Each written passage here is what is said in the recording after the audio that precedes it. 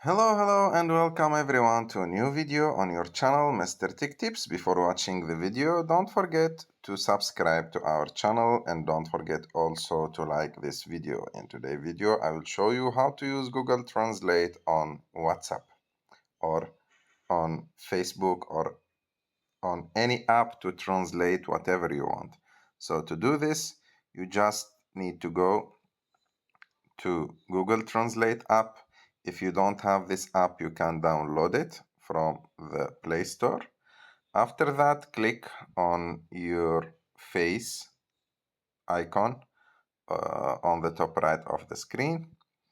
After that, click on Settings. And after that, click on the first option, which is Tap to Translate. And just activate it. What will happen now when you will long press on anything on your phone, you will have like the translation of it with that icon, floating icon of Google Translate. That's why you need to also activate the second option, which is show floating icon. As you can see, we have now this floating icon. We will go to Facebook. Here, for example, we want to translate this text. We just need to long press on it. After that, we click on the floating icon.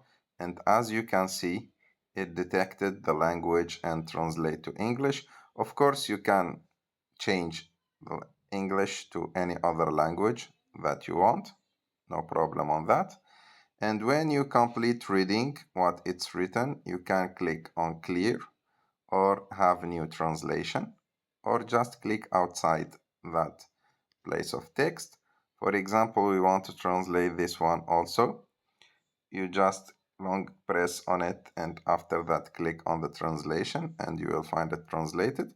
And this same principle, you just need to apply it on WhatsApp to get all of your messages translated.